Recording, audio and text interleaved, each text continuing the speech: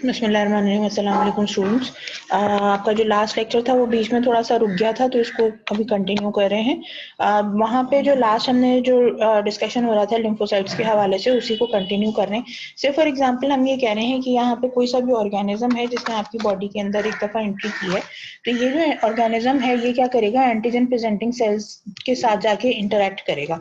Antigen presenting cell इस organism को किल कर देंगे और इसके सरफेस पे जो एंटीजन्स लगे हुए, इसको हम आगे एक जगह पे मैं आपको दिखा भी सकती हूँ। यहाँ पे देखिए, ये जो जगह है यहाँ पे आपको ये जो रेड कलर के बीड्स नजर आ रहे हैं, basically these are the antigens of of a particular organism.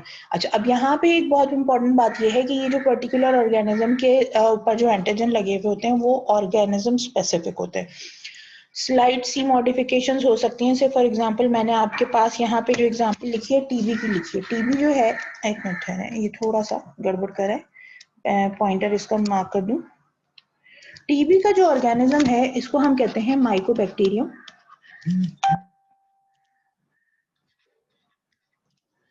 Mycobacterium tuberculosis. अच्छा, अब इसकी जो जो जो सरफेस एंटीजेनिक जो प्रॉपर्टीज हैं वो थोड़ी सी मिलती जुलती हैं इसके सेम माइकोबैक्टीरियम लेप्री से।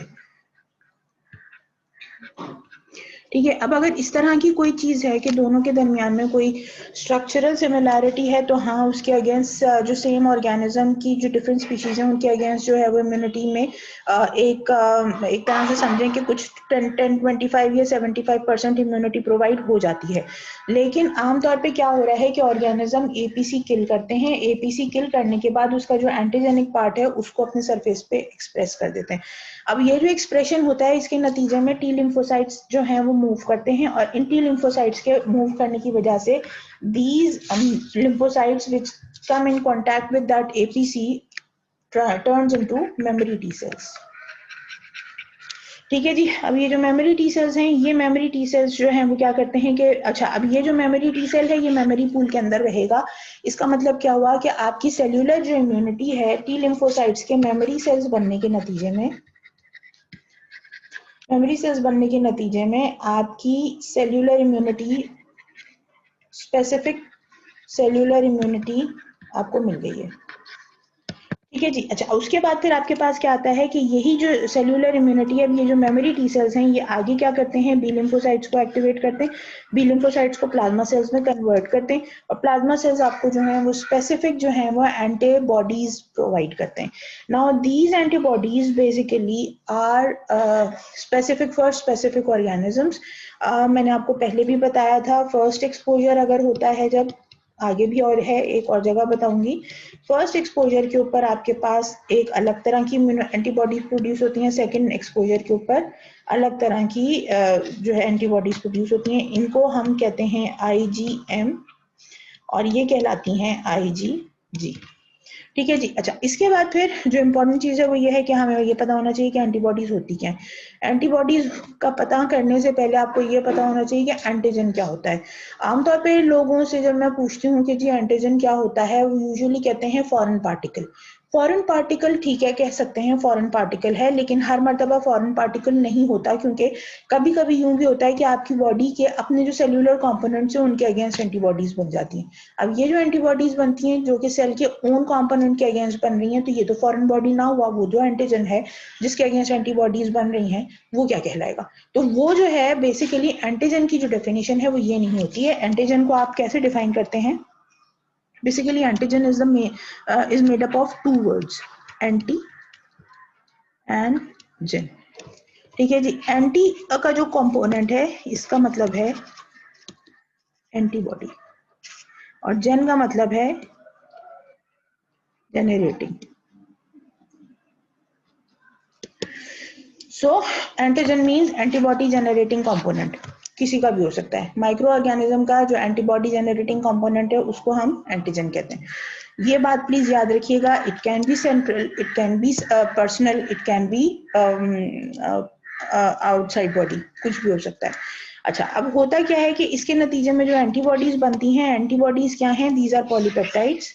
ठीक है, यानी ये क्या हो गए? प्रोटीन्स हैं। सो दीज प्रोटीन्स जो है इम्यूनोग्लोबुलिन कहला रहे हैं, तो इसका मतलब क्या हुआ? ग्लोबुलर प्रोटीन्स है। ठीक है जी। इनका जो मॉलिक्यूलर वेट है depending upon the size of the immunoglobulin, molecular weight range करता है 160,000 से लेके 370,000 तक। अच्छा, अब होता क्या है, किस तरह से बनता है, उसके लिए आपके पास ये नेक्स्ट पिक्चर मौजूद है। आप यहाँ पे देख सकते हैं कि एंटीजन जो सबसे जो स्मॉलेस्ट कंपोनेंट है, यहाँ पे उसकी पिक्चर बनी हुई है। ये जो आपको पिक्चर नजर आ रही है, इस पर भी हम अब बात करने लगे हैं, दिस वन। ये जो है बेसिकली जो स्मॉलेस्ट कंपोनेंट है एंटीबॉडी का, ये उसकी पिक्चर है। ठीक है जी। इसके अंदर आप देख सकते हैं कि it is made up of 4 chains, 1 2 3 and 4। अच्छा, 2 और 3 को अगर आप देखें थोड़ी सी लंबी है, और उसके मुकाबले में 1 और 4 जो है वो थोड़ी सी छोटी चेन्स हैं। तो जो 2 और 3 हैं basically these are known as heavy chains. ठीक है जी। इनके 4 कंपोनेंट पार्ट्स हैं, इस वजह से ये क्या कहलाती हैं, हैवी चेन्स कहलाती हैं। और इनकी डाइसल्फाइड ब्रिजेस की वजह से 4 कंपोनेंट्स बन रहे होते हैं। ठीक है, तो these are the heavy chains. अच्छा, अब इन हैवी चेन्स के साथ दोनों साइड पे अगर आप देखें तो लाइट चेन्स लगी हुई होती हैं, छोटी वाली है साइज में होती हैं। जाहिर सी बात है, जब साइज में छोटी हैं तो वो जो इनका मॉलिक्यूलर वेट है वो भी कम है, तो therefore these are known as light chain because of the smaller size and light weight. ठीक है। अच्छा, अब इसके बाद फिर जो एंटीबॉडी है basically it has 2 component parts. जो पहला पार्ट है that is known as constant region. Constant region का मतलब क्या है कि ये वो पार्ट है जो चेंज नहीं होने वाला है, ये हर एंटीबॉडी का सेम रहता है। इसमें जो नंबर ऑफ अमाइनो एसिड्स हैं, जो जो जो जो सीक्वेंस ऑफ अमाइनो एसिड्स हैं, उसमें कोई चेंजेस नहीं आते। असल जो चेंजेस आते हैं वो कहाँ आते हैं, ऊपर वाले पोर्शन में आते हैं, जिसको हम वेरिएबल रीजन कहते हैं। And this is variable because it varies according to the type of organism. हर ऑर्गेनिज्म के लिए वेरिएबल रीजन डिफरेंट होगा। और उसकी जो जगह है, यहाँ पे आप देखें कि जो हैवी और लाइट चेन के दरमियान में एक पोर्शन बना हुआ है, जहाँ पे ये जो वेरिएबल रीजन है ये इंटरेक्ट करता है अपने कॉरेस्पॉन्डिंग एंटीजन के साथ। ठीक है जी। तो ये हो गया एंटीजन बाइंडिंग साइट। तो this is basically is the antigen binding site, जो कि मैंने अभी रेड से मार्क किया है। ठीक है जी। तो वेरिएबल रीजन के ऊपर एंटीजन बाइंडिंग साइट होती है। अच्छा, ये वाला जो पोर्शन होता है ये इसका कॉम्प्लीमेंट रीजन भी कहलाता है। यानी ये क्या करता है, कॉम्प्लीमेंट सिस्टम को एक्टिवेट करता है। क्या करेगा वो अभी हम बात करेंगे। पहले ये चीज देख लीजिए कि यहाँ पे हो क्या रहा है, कि ये अब जो सेकंड पिक्चर है जिसके ऊपर अब हम आ गए हैं, दिस इज द एंटीजन। ये जो आप यहाँ पे देख रहे हैं, दिस इज योर एंटीजन। और इस एंटीजन के साथ आके आपकी एंटीबॉडीज बाइंड करती हैं, क्रॉस ब्रिजेस बना देती हैं, बाइवेलेंट एंटीबॉडीज हैं, क्रॉस ब्रिजेस बनाती हैं। और इस तरह की एक्टिविटी होते ही जैसे ही एंटीबॉडीज इस शेप में आती हैं, वैसे ही ये अट्रैक्ट करना शुरू कर देती हैं आपके डिफेंस सेल्स को। जो आपके किलर सेल्स होते हैं, टी लिम्फोसाइट्स हो गए, मैक्रोफेजेस हो गए, उनको ये अपनी तरफ, या न्यूट्रोफिल्स हो गए, उनको ये अट्रैक्ट करना शुरू कर देती हैं। नेट रिजल्ट ये निकलता है कि जैसे ही एंटीजन एंटीबॉडी कॉम्प्लेक्स बनता है, आपका जो इम्यून रिस्पॉन्स है वो एक्टिवेट होता है और ऑर्गेनिज्म की किलिंग हो जाती है। जैसी ऑर्गेनिज्म की किलिंग होती है वैसे ही आपका, आप समझ लें कि कहानी खत्म, यानी ऑर्गेनिज्म किल हो जाता है। तो अब इसकी वजह से हो क्या रहा है कि आपने बहुत दफा नोट किया होगा कि हम जब छोटे होते हैं तो हमें बहुत सारी बीमारियां होती हैं, लेकिन जब हम बड़े हो जाते हैं तो वही बीमारियों की बाकायदा वबाई सूरत हाल पैदा हुई हुई होती है, लेकिन वो हमको नहीं हो रही होती। वजह उसकी ये है कि चूंकि हमें बचपन में उससे एक्सपोजर हो गया था, उसके एंटीजन से, उसके नतीजे में उन बीमारियों के अगेंस्ट हमारी बॉडी में एंटीबॉडीज मौजूद हैं। तो जब भी इस तरह का कोई सीजनल अटैक आता है, तो चूंकि हमारे पास एंटीबॉडीज मौजूद हैं और हमारी इम्यूनिटी स्ट्रांग है, डिपेंडिंग अपॉन द सिचुएशन, कि आप वेल फेड हैं और सही से स्ट्रांग हैं और ज्यादा बीमार नहीं रहते हैं, तो अगर ऐसी सिचुएशन है तो उसमें आपकी जो इम्यूनिटी है वो स्ट्रांग रहेगी। जब इम्यूनिटी बूस्टअप रहेगी, स्ट्रांग रहेगी, तो आपको फिर बीमारियों का अटैक जो है वो कम से कम होगा। तो this is what is it all about. अच्छा, अब इसके बाद फिर क्या हो रहा है, किस तरह से हो रहा है, वो आप देख सकते हैं कि जी एंटीजन प्रेजेंटिंग सेल क्या करता है कि ये इसके पास एक क्लास 2 MHC होता है, मेजर हिस्टोकम्पैटिबिलिटी कॉम्प्लेक्स कहलाता है। ये सरफेस पे आमतौर पे तमाम जो एंटीजन प्रेजेंटिंग सेल्स होते हैं उनके सरफेस पर ये एक्सप्रेस होता है। अच्छा, ये एक्सप्रेस होता है और इसके साथ जो इम्पोर्टेंट चीज है वो ये है कि ये अपने साथ एंटीजन को एक्सप्रेस करता है। ये एंटीजन बाइंडिंग हुई भी है, तो इसके नतीजे में एंटीजन प्रेजेंटिंग सेल जो है वो केमिकल मीडिएटर्स रिलीज करता है जो कि टी लिम्फोसाइट्स को एक्टिवेट करते हैं, और टी लिम्फोसाइट्स एक्टिवेट होने के बाद फिर आपका मेमोरी पूल बनाते हैं। These are the memory T cells जो बन रही हैं because of the activity of major histocompatibility complex पे जो एंटीजन प्रेजेंट हुआ हुआ उसकी वजह से। अब आपके पास क्या होता है कि जब ऐसा हो गया तो ये आपके पास आप देख सकते हैं कि दिस इज योर लिम्फोसाइट, जो कि मेमोरी पूल में जो लिम्फोसाइट है ये वो है। अच्छा, अब जब ये एक्टिवेट हो जाता है तो ये क्या करता है, आपके बी लिम्फोसाइट्स के साथ एक्टिवेशन करवा के लिम्फोसाइट्स की डिफरेंशिएशन प्रोलिफरेशन कराता है, बी लिम्फोसाइट्स बनाता है जो कि एंटीजन स्पेसिफिक बी लिम्फोसाइट्स होते हैं। ये बी लिम्फोसाइट्स फिर ट्रांसफॉर्म हो जाते हैं into plasma cells, and plasma cells में ट्रांसफॉर्म होने के बाद IgM, IgG, IgA, IgE type की जितनी भी जो एंटीबॉडीज हैं ये बनाता है।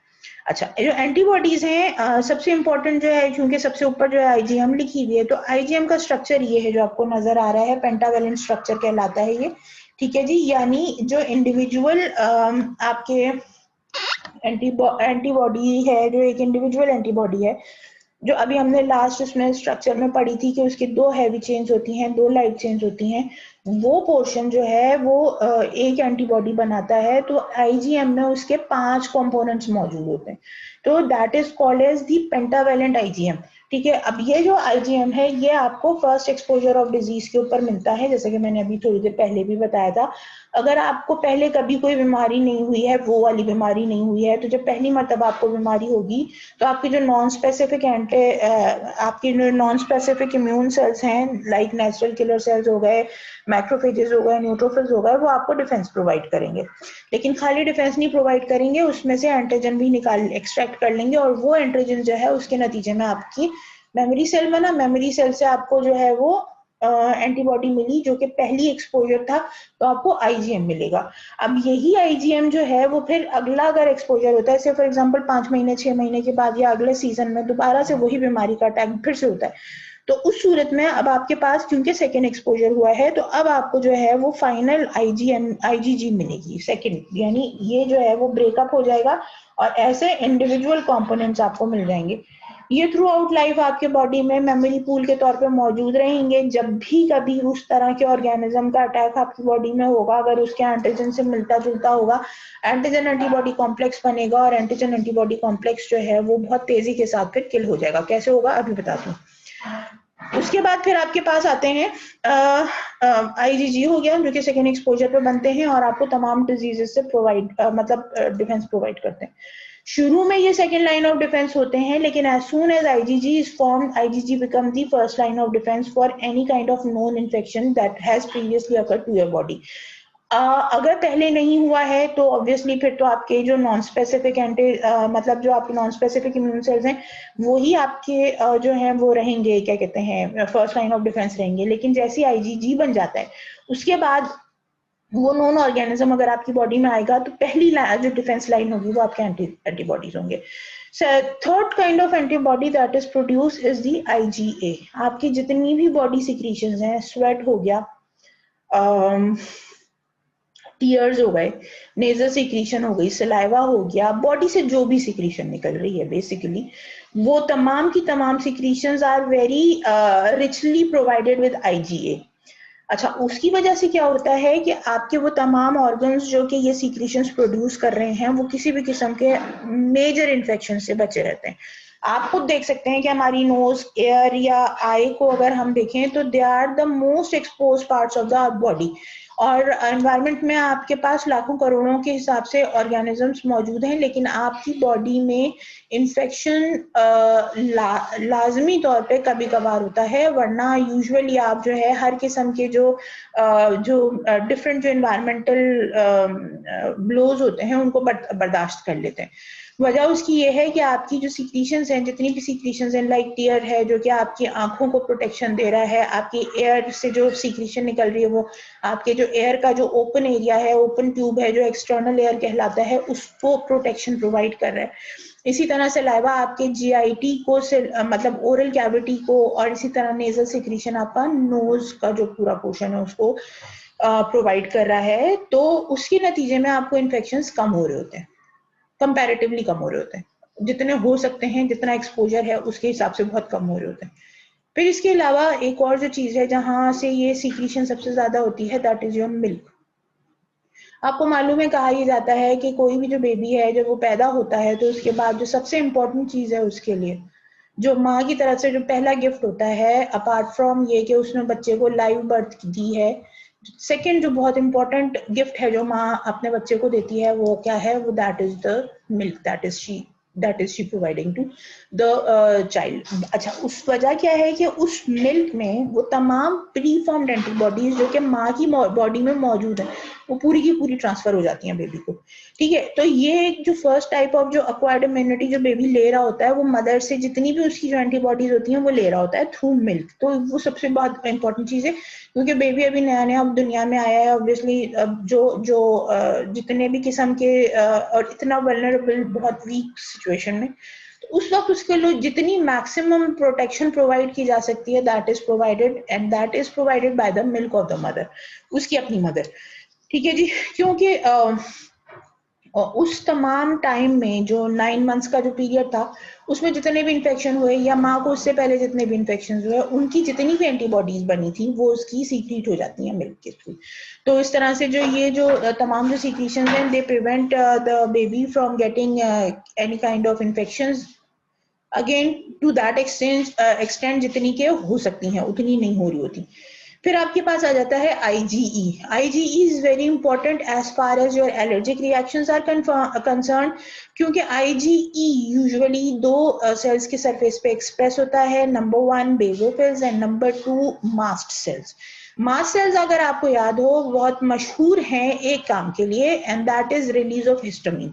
जैसे ही हिस्टामिन की रिलीज होती है बॉडी में खारिश शुरू हो जाती है, रेस्पिरेटरी ट्रैक रुक जाता है, बंद हो जाता है, रेस्पिरेशन में प्रॉब्लम शुरू हो जाती है, एलर्जिक रिएक्शन शुरू हो जाते हैं, स्नीजिंग शुरू हो जाती है, आंखों से नाक से मुंह से पानी बहना शुरू हो जाता है।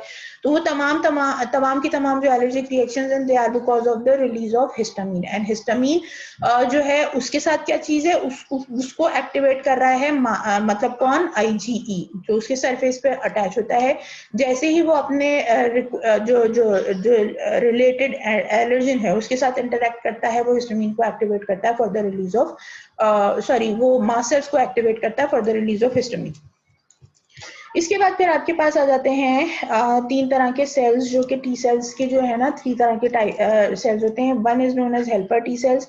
हेल्पर टी सेल्स और मेमोरी टी सेल्स जो हैं वो एक ही चीज है, क्योंकि वो मेमोरी पूल भी बनाते हैं और फिर हेल्प करते हैं बी लिम्फोसाइट्स को टू फॉर्म एंटीबॉडीज। तो therefore they are known as helper T sales.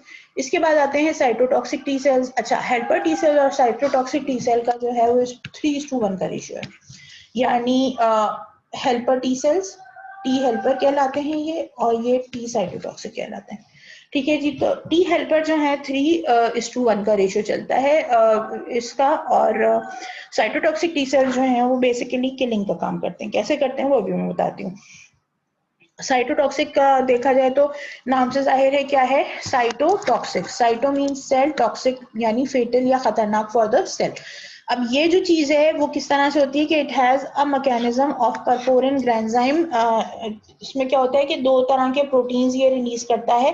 पहला जो प्रोटीन है वो परफोरिन है, वो क्या करता है कि जो भी टारगेट सेल होता है जिसको टी सेल है साइटोटॉक्सिक टी सेल ने किल करना होता है वो इस प्रोटीन को रिलीज करता है। वो प्रोटीन जैसे ही टारगेट सेल के सरफेस पे जाके लगता है पॉलीमराइज होके होल्स बना देता है उस सेल के अंदर। अब जैसे ही होल्स बनते हैं, वैसे तो ये होल बनाना ही काफी है किसी भी सेल को किल करने के लिए, क्योंकि उसकी वजह से जो सेल का इंटरनल एनवायरनमेंट है वो खराब हो जाता है।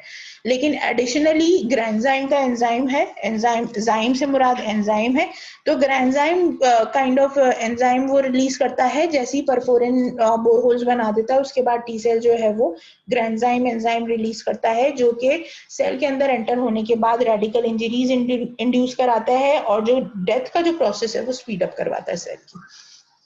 अब ये जो सेल है वो कौन सा सेल है, टारगेट सेल है जिसको किल करवाना है हमें। ठीक है, अच्छा, इसके बाद जो है एंटीजन एंटीबॉडी कॉम्प्लेक्स बनने के नतीजे में एक तो ये साइटोटॉक्सिक टी सेल्स हैं जिनके नतीजे में आपको किलिंग मिलती है। दूसरा एक जो मैकेनिज्म है वो अभी मैं बता रही हूँ, उसके बाद कॉम्प्लीमेंट कैस्केड का। उससे पहले मैं आपको ये बता दूं कि जो third type of T cells हैं जो कि हमारी बॉडी के अंदर मौजूद होते हैं आर सप्रेसर टी सेल्स। किसी भी किस्म का अनकंट्रोल्ड जो इन्फ्लेमेटरी प्रोसेस चल रहा होता है उसको कंट्रोल में लाने के लिए हेल्पर सप्रेसर टी सेल्स काम करते हैं। दे आर ऑल्सो रिसेंटली जो नई एडिशन आई है बुक की, उसमें सप्रेसर टी सेल्स की जगह पे यहाँ जो नाम इस्तेमाल हुआ है वो मॉडिफायर टी सेल्स है, यानी that modifies the action of both memory and cytotoxic T cells, so that the damaging process of the inflammation या जो immune mechanism हो रहा है जिसके नतीजे में एक बंदा बीमार होता चला जा रहा है उसको थोड़ा सा कंट्रोल किया जा सके।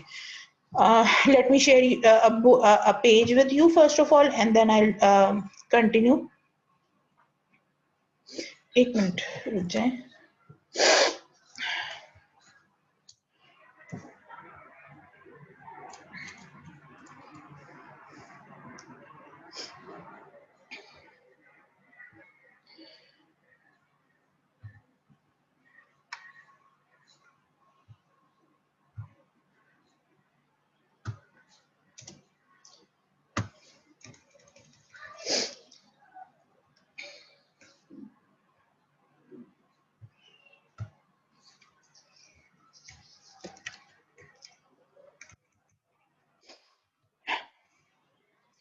अच्छा जी, यहाँ से हम शुरू करते हैं। ये न्यू शेयर है, आपको एक पिक्चर दिखा रही हूँ मैं। पिक्चर ये है, ये देखिए जरा। This is the picture of complement cascade. अभी थोड़ी देर पहले मैंने आपसे बात की थी कि अगर इन केस आपके पास एंटीजन एंटीबॉडी कॉम्प्लेक्स बन जाता है तो आगे क्या होता है। यहाँ पे ये देखिए, ये एंटीजन एंटीबॉडी कॉम्प्लेक्स बन गया है। ये क्या करता है, सर्कुलेटिंग प्रोटीन्स होते हैं, 8-9 टाइप के सर्कुलेटिंग प्रोटीन्स होते हैं कॉम्प्लीमेंट कैस्केड के, जो कि सर्कुलेशन में प्लाज्मा में मौजूद रहते हैं अपने इनएक्टिव फॉर्म में। अनटिल एंड अनलेस कोई ऐसी चीज जो उसको एक्टिवेट कर सके, और जब तक वो नहीं निकल के आती है उस वक्त तक कॉम्प्लीमेंट कैस्केड एक्टिवेट नहीं होता। कॉम्प्लीमेंट कैस्केड को एक्टिवेट करने के लिए दो चीजें हैं। पहला है एंटीजन एंटीबॉडी कॉम्प्लेक्स, ये बहुत तेजी के साथ कॉम्प्लीमेंट कैस्केड को एक्टिवेट करता है, और दूसरा है माइक्रो ऑर्गेनिजम्स जो है वो एक्टिवेट कर रहे होते हैं। ठीक है, जो इनकी जो सरफेस पॉलीसैकेराइड्स होते हैं माइक्रो ऑर्गेनिजम्स के, अगर वो फ्रीली मौजूद हैं, लाइक यूं समझ लें कि अगर ब्लड में ऑर्गेनिज्म बहुत फ्रीली मौजूद है तो उसकी जो सरफेस पॉलीसैकेराइड्स हैं वो भी कॉम्प्लीमेंट कैस्केड को एक्टिवेट कर रहे होते हैं। एंटीजन एंटीबॉडी कॉम्प्लेक्स जो है सबसे पहले C1 को एक्टिवेट करता है। ये जैसे ही इसके ऊपर एक लाइन आ जाती है तो इसका मतलब है कि ये एक्टिवेट हो गया है और ये एंजाइमेटिक प्रॉपर्टी आ गई है। नाउ C1 जो कि एंजाइम में कन्वर्ट हो जाता है वो C4 C2 को इंटरैक्ट करवाता है, C4 को एक जगह कर देता है। ये एक्टिवेटेड एंजाइम है, और C4A जो है वो सेपरेट आउट हो जाता है। C4A फिर इन्फ्लेमेटरी प्रोसेसेस में एक्टिव रोल प्ले करता है। C3 एक्टिवेट होता है बाय C4 और ये बना देता है C3B जो कि एंजाइम है। C3B क्या करता है, C5 को C5B में कन्वर्ट करता है। ये अगेन एक एंजाइम जिसको कन्वर्टर भी कहते हैं। C5 कन्वर्टर कहलाता है, ये C5 कन्वर्टर कहलाता है, और ये आई गेस मैक सिंथेस कहलाता है। अच्छा, C5B जो है वो C6-7 को अपने साथ लगाता है, फिर अगेन ये एंजाइम बन जाता है। ये इन एडिशन जो है वो 8 और 9 C8 C9 को अपने साथ इंटरैक्ट करता है। ये एक मेजर कॉम्प्लेक्स बन जाता है जो कि कहलाता है C5B 6, 7, 8 and 9। इसका नाम क्या है, membrane attack complex, MAC complex भी कहलाता है। ये जो मेम्ब्रेन अटैक कॉम्प्लेक्स है ये फिर सेल लाइसिस करवाता है, और जो टारगेट सेल है जहां पे एंटीजन एंटीबॉडी कॉम्प्लेक्स बना है और वो जो ऑर्गेनिज्म है जिसके सरफेस पे एंटीजन एंटीबॉडी ने जाके एंटीजन के साथ इंटरैक्ट किया है, वो सेल जो है वो प्रोन हो जाता है लाइसिस के लिए। अच्छा, इसमें होता क्या है कि इसमें जो है वो अगेन आपके प्रोटीन्स रिलीज होते हैं जो कि बहुत ज्यादा पोर्स बना देते हैं सेल के अंदर, और वही जैसे मैंने आपको बताया था कि इंटरनल एनवायरनमेंट मेंटेन नहीं रह पाता सेल का, and that ultimately leads to killing and the death of the organism. इसके बाद फिर when we go back to our slide, ये अगर चीजें समझ में आ गई हैं तो जो नेक्स्ट है वो जैसे मैंने आपको बताया कि ऑर्गेनिज्म है, ऑर्गेनिज्म।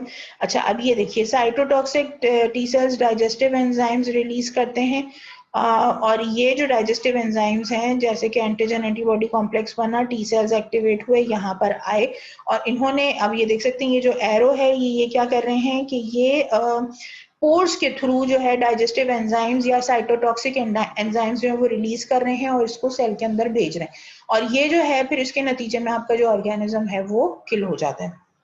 अच्छा, एक चीज और यहाँ पे जो इम्यून सिस्टम के हवाले से अगर हम बात करें तो आपको एक मेजर इंफॉर्मेशन पता होनी चाहिए, वो ये है कि हमारे पास जो इम्यून मैकेनिज्म्स हैं वो 3-4 तरह के हैं। ये तो आपको जो नॉर्मल इम्यून मैकेनिज्म है वो बता दिया।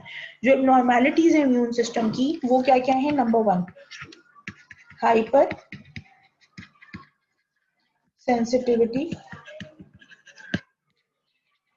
रिएक्शंस। हाइपर सेंसिटिविटी रिएक्शंस वो रिएक्शंस होते हैं जहां पे आपका इम्यून सिस्टम हाइपर एक्टिव होकर एक्टिवेट मतलब रिस्पॉन्स देता है, और उन रिस्पॉन्सेस के नतीजे में बॉडी जो है वो डिजीज्ड हो जाती है। हाइपर सेंसिटिविटी रिएक्शंस 4 टाइप्स के होते हैं। टाइप 1 एलर्जिक रिएक्शंस, टाइप 2 ये जो आपके जो ब्लड ट्रांसफ्यूजन रिएक्शंस होते हैं ना, ये उसमें आ जाता है। टाइप 3 एंटीजन एंटीबॉडी इंटरैक्शंस, ये खासी खतरनाक सिचुएशन होती है जिसमें बहुत ही मतलब बहुत ही ज्यादा मतलब जो है आपके ब्लड वेसल्स में डैमेज होती है, किडनीज में डैमेज होती है, मतलब तमाम जो मेजर आपके जो वाइटल तो नहीं लेकिन जो second to the vital organs, जो आपके जो ऑर्गन्स हैं वो अफेक्ट होते हैं, क्योंकि एंटीजन एंटीबॉडी कॉम्प्लेक्स कहीं पे भी जाके सेटल डाउन हो जाता है, वहां पे बहुत ही सिवियर किस्म का इन्फ्लेमेटरी प्रोसेस शुरू कराता है, और वो इन्फ्लेमेटरी प्रोसेस जो है वो लाइफ थ्रेटनिंग डिजीजेस भी कॉज कर सकता है। इसके बाद आता है आपके पास टाइप 4 हाइपर सेंसिटिविटी रिएक्शन, जिसको delayed type of hyper sensitivity भी कहा जाता है, और इसकी जो मोस्ट कॉमन एग्जांपल है delayed type of hyper sensitivity की, वो टीबी। ठीक है जी, बहुत टीबी हो गया, लेप्रेसी हो गया, जो कि बहुत ही लॉन्ग पीरियड ऑफ टाइम तक ये डिजीज चलती है और काफी लाइफ थ्रेटनिंग होती है अगर प्रॉपर तरीके से इसका इलाज ना किया जाए तो। इसके बाद जो second type of immune disorders हैं जो हमारी बॉडी के अंदर हो रहे होते हैं वो हैं ऑटो इम्यून डिसऑर्डर्स।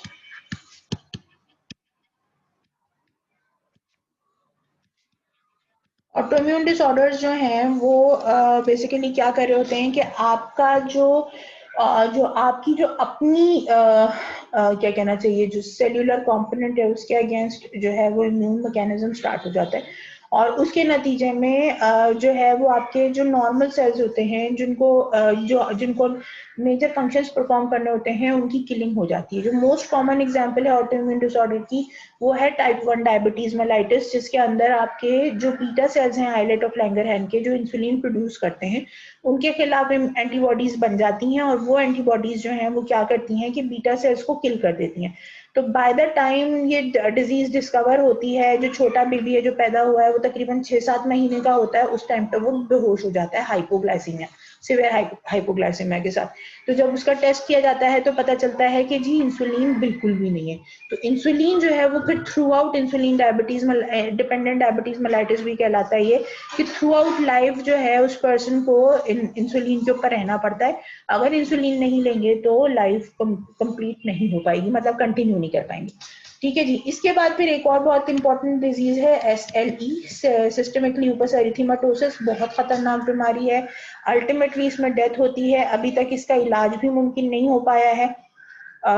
जिस तरह डायबिटीज में थ्रू आउट लाइफ आपको जो है वो इंसुलिन लेना पड़ता है, इसी तरह से SLE के अंदर भी जब तक की लाइफ है मतलब एंटी इंफ्लेमेटरी और एंटी इंफ्लेमेटरी ड्रग्स को कंटिन्यू रखना पड़ रहा होता है और इम्यूनोसप्रेसेंट एजेंट्स लेने पड़ रहे होते हैं। Obviously that is itself a very big nuisance for a human life.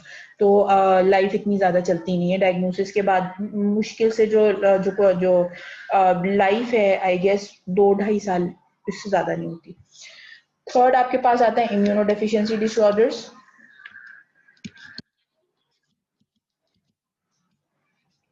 Immuno deficiency disorders के अंदर क्या है कि बाय बर्थ जो है वो इम्यून सिस्टम जो है वो प्रॉपर तरीके से बना हुआ नहीं है, या बाय बर्थ भी हो सकता है, तो वो जो है वो